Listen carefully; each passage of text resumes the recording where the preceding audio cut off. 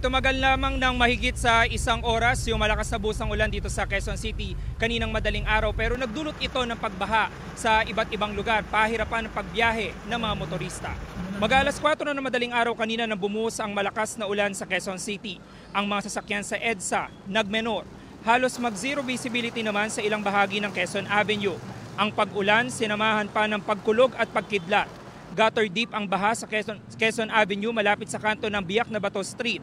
Dahan-dahan itong sinuong ng ilang motorcycle riders. Malakas din ang buhos ng ulan sa Banawe Street. Kaya mabilis na tumaas ang tubig sa Banawe Corner NS Amoranto Street.